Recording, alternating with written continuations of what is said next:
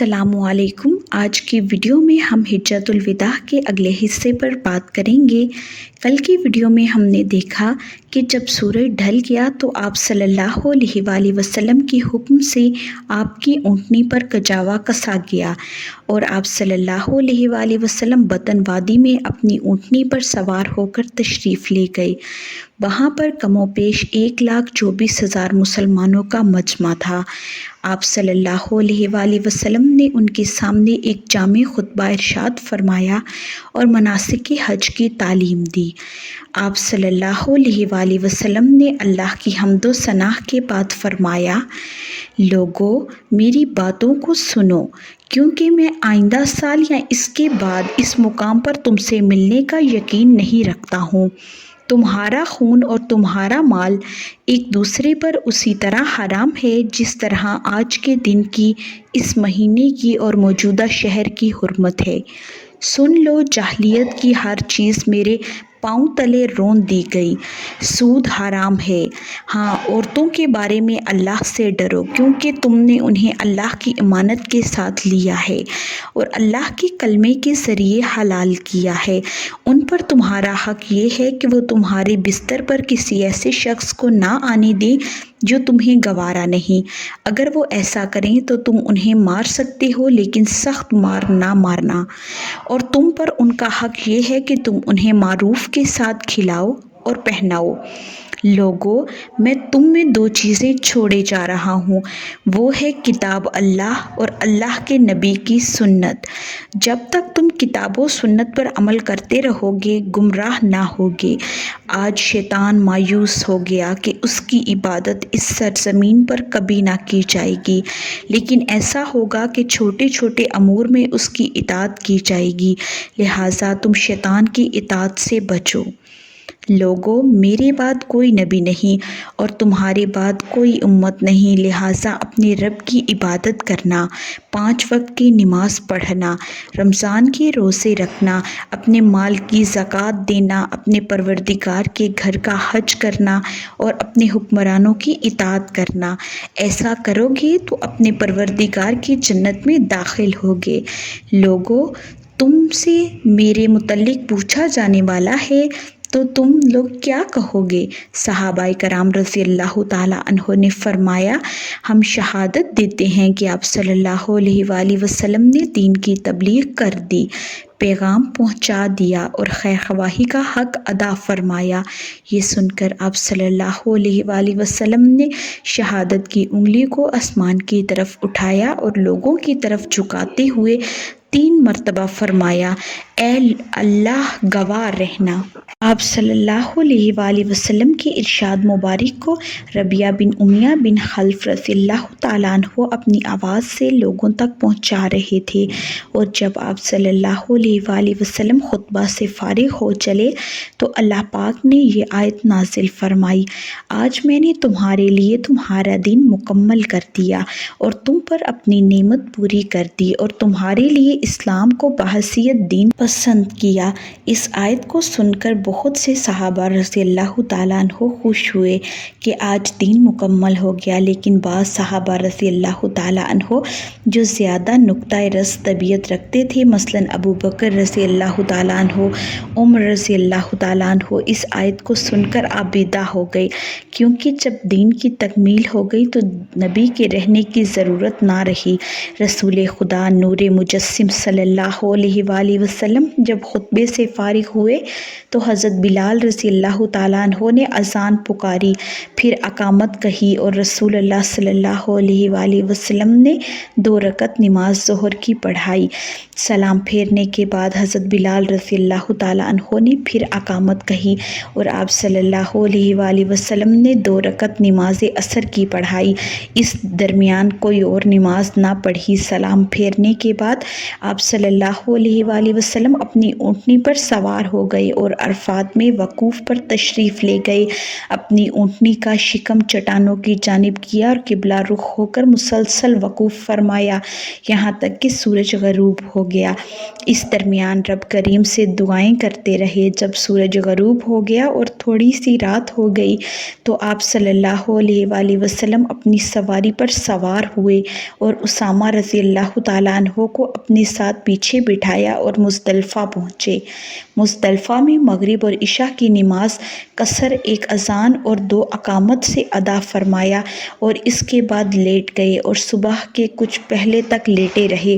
اس درمیان کوئی نماز نہ پڑھی۔ جب صبح کا وقت آیا تو اذان اور اقامت کے ساتھ نماز فجر ادا فرمائی اور اس کے بعد قصواء پر سوار ہوئے، مشعر الحرم تشریف لائے اور قبلہ رخ ہو کر اللہ سے دعا کی۔ جب اجالا ہو گیا اور سورج طلوع ہونے میں کچھ وقت باقی تھا تو آپ صلی اللہ علیہ وآلہ وسلم مشعر الحرم سے مناع کے لیے چل دیے۔ اس بار اپنی سواری پر اپنے پیچھے حضرت فضل بن عباس رضی اللہ تعالیٰ عنہ کو بٹھایا اور جمرہ کبریٰ پہنچ کر آپ صلی اللہ علیہ وآلہ وسلم نے 7 کنکریاں جمرہ الکبریٰ کو ماریں اور ہر کنکری کے ساتھ تکبیر کہی۔ اس کے بعد آپ صلی اللہ علیہ وآلہ وسلم قربان گاہ تشریف لے گئے اور اپنے دستے مبارک سے 63 اونٹ ذبح کیے اور بقیہ 37 اونٹ حضرت علی رضی اللہ تعالیٰ عنہ نے ذبح کیا۔ آپ صلی اللہ علیہ وآلہ وسلم نے اپنی قربانی میں حضرت علی رضی اللہ تعالیٰ عنہ کو بھی شریک فرما لیا تھا۔ اس کے بعد آپ صلی اللہ علیہ وآلہ وسلم کے حکم سے ہر اونٹ کا ایک ایک ٹکڑا ہانڈی میں ڈال کر پکایا گیا اور آپ صلی اللہ علیہ وآلہ وسلم نے حضرت علی رضی اللہ تعالیٰ عنہ کے ساتھ تناول فرمایا اور اس کا شوربہ پیا۔ قربانی کرنے کے بعد آپ صلی اللہ علیہ وآلہ وسلم نے اپنے سر مبارک کا حلق کرایا اور احرام سے حلال طواف زیارت کے لیے مکہ تشریف لے گئے۔ وہاں پہنچ کر آپ صلی اللہ علیہ وآلہ وسلم نے کعبہ کا طواف کیا اور وہیں پر ظہر کی نماز پڑھی اور چاہ زمزم پر بنو عبد المطلب کے پاس تشریف لے گئے۔ بنو عبد المطلب کو حاجیوں کو زمزم پلانے کا شرف حاصل تھا، لہٰذا بنو عبد المطلب نے ایک ڈول پانی رسول اللہ صلی اللہ علیہ وآلہ وسلم کو دیا اور آپ صلی اللہ علیہ وآلہ وسلم نے اپنی خواہش کے مطابق زمزم پیا، پھر منع کے لیے روانہ ہو گئے۔ یوم النحر یعنی کہ 10 ذی الحجہ کو چاشت کے وقت آپ صلی اللہ علیہ وآلہ وسلم نے خطبہ بھی ارشاد فرمایا جس میں عرفات کے خطبے کی ساری باتیں تھیں۔ ساتھ ہی آپ صلی اللہ علیہ وآلہ وسلم نے یہ بھی فرمایا کہ زمانہ گھوم پھر کر اپنی اسی دن کی حیت پر آ گیا ہے۔ دن اللہ نے آسمان و زمین کو پیدا کیا تھا۔ سال 12 مہینے کا ہے جس میں 4 مہینے حرام کے ہیں اور یہ وہ ہیں رجب، ذی القعدہ، ذی الحجہ اور محرم، اور تم لوگ بہت جلد اپنے پروردگار سے ملو گے اور وہ تم سے تمہارے اعمال کے متعلق پوچھے گا، لہٰذا تم میرے بعد پلٹ کر گمراہ نہ ہو جانا کہ آپس میں ایک دوسرے کی گردنیں مارنے لگو۔ بتاؤ کیا میں نے تبلیغ کر دی؟ صحابہ کرام رضی اللہ تعالیٰ عنہ نے کہا ہاں یا رسول اللہ صلی اللہ علیہ وآلہ وسلم۔ آپ صلی اللہ علیہ وآلہ وسلم نے فرمایا اے اللہ گواہ رہ، جو شخص موجود ہے وہ غیر موجود تک میری یہ باتیں پہنچا دے، کیونکہ بعض وہ افراد جن تک یہ باتیں پہنچائی جائیں گی، بعض وہ افراد جو یہاں موجود ہیں ان سے کہیں زیادہ وہ ان باتوں کو سنیں گے اور عمل کریں گے۔ اس کے بعد آپ صلی اللہ علیہ وآلہ وسلم ایام تشریق یعنی کہ 11، 12، 13 ذی الحجہ کو منع میں قیام فرما رہے اور حج کے ارکان ادا کرتے رہے اور لوگوں کو احکام شریعت بھی سکھاتے رہے۔ رسول اللہ صلی اللہ علیہ وآلہ وسلم نے 13 ذی الحجہ کو منع سے کوچ فرمایا اور وادی بطح کے خفیف کنانہ میں فروکش ہوئے اور دن کے باقی ماندہ حصے کے علاوہ رات وہیں گزاری، یعنی ظہر، عصر، مغرب اور عشاء کی نمازیں وہیں پڑھیں۔ عشاء کے بعد تھوڑی دیر آرام فرمایا اور پھر سوار ہو کر بیت اللہ تشریف لے گئے اور طواف اور طاف ادا فرما کر مدینہ کے لیے چل دیے۔ 10 ہجری کے اہم واقعوں میں ایک اہم واقعہ یہ بھی ہے کہ اسی سال نجران کے عیسائیوں کا ایک وفد مدینہ میں آیا۔ جس میں ان کا سردار عبد المسیح اور ان کا اسقف و حارثہ بھی تھا۔ ان لوگوں نے مسجد نبوی میں داخل ہو کر آپ صلی اللہ علیہ وآلہ وسلم سے بحث و مباحثہ شروع کر دیا۔ اسی اثنا میں سورۃ آل عمران کی شروع کی آیت مبارکہ نازل ہوئی۔ صلی اللہ علیہ وآلہ وسلم نے وفد سے اسلام قبول کرنے کو فرمایا تو وہ بہت گستاخی سے آپ صلی اللہ علیہ وآلہ وسلم کے ساتھ پیش آئے۔ آپ صلی اللہ علیہ وآلہ وسلم نے فرمایا، عیسیٰ علیہ السلام خدا کے نزدیک ایسے ہی تھے جیسے آدم علیہ السلام کہ انہیں اللہ نے مٹی سے بنایا۔ اس پر عیسائیوں نے کہا کہ نہیں، بلکہ عیسیٰ علیہ السلام خدا کے بیٹے ہیں، نعوذ باللہ۔ آپ صلی اللہ علیہ وآلہ وسلم نے فرمایا، اگر تم اپنے قول میں سچے ہو تو میرے ساتھ میدان میں چلو اور میرے عزیز و اقارب بھی میرے ہمراہ ہوں۔ دونوں گروہ الگ الگ بیٹھ کر اللہ سے یہ دعا مانگے کہ ہم میں جو جھوٹا ہو اس پر خدا کا عذاب نازل ہو۔ یہ سن کر وہ خاموش ہو گئے۔ دوسرے دن صبح کے وقت آپ صلی اللہ علیہ وآلہ وسلم علی، فاطمہ، حسن اور حسین رضی اللہ تعالیٰ عنہ کو ساتھ لے کر باہر تشریف لائے اور ان عیسائیوں سے کہا کہ جب میں دعا کروں کہ ہم میں جو جھوٹا ہو اس پر خدا کا عذاب نازل ہو تو تم آمین کہنا۔ آپ صلی اللہ علیہ وآلہ وسلم کی یہ مستدی دیکھ کر عیسائی خوفزدہ ہو کر کہنے لگے کہ ہم مباہلہ نہیں کرتے۔ آپ صلی اللہ علیہ وآلہ وسلم نے فرمایا کہ مباہلہ نہیں کرتے تو اسلام قبول کرو۔ انہوں نے کہا کہ ہم یہ بھی منظور نہیں کرتے۔ آپ صلی اللہ علیہ وآلہ وسلم نے فرمایا، پھر تم جزیہ ہمیں دو یا ہم سے لڑائی کرو۔ انہوں نے کہا، ہم کو جزیہ دینا منظور ہے۔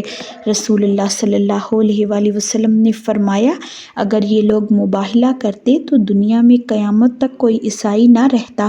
چلتے وقت عیسائیوں نے ایک امین کا تقرر اپنے لیے چاہا۔ آپ صلی اللہ علیہ وآلہ وسلم نے ابو عبیدہ بن جراح رضی اللہ تعالیٰ عنہ کو ان کے ہمراہ کر دیا۔ چند روز کے بعد نجران کے تمام عیسائی مسلمان ہو گئے۔ اسی سال حضرت علی رضی اللہ تعالیٰ عنہ کو آپ صلی اللہ علیہ وآلہ وسلم نے زکوٰۃ اور صدقات وصول کرنے کے لیے چند صحابہ رضی اللہ تعالیٰ عنہ کے ساتھ یمن روانہ فرمایا اور حج کے موقع پر حج کرنے کی غرض سے حضرت علی رضی اللہ تعالیٰ عنہ یمن سے چلے اور رسول اللہ صلی اللہ علیہ وآلہ وسلم سے آ کر مکہ میں ملے۔ کی ویڈیو میں ہم رسول اللہ صلی اللہ علیہ وآلہ وسلم کی خانگی زندگی پر بات کریں گے۔ ویڈیو کو اینڈ تک دیکھنے کا بہت شکریہ۔ اگر آپ کو آج کی ویڈیو پسند آئی ہو تو لائک، شیئر، کمنٹ اور سبسکرائب ضرور کریں اور گھنٹی کے نشان کو دبائیں تاکہ آپ کو آنے والی ویڈیوز کے نوٹیفیکیشن بر وقت ملیں۔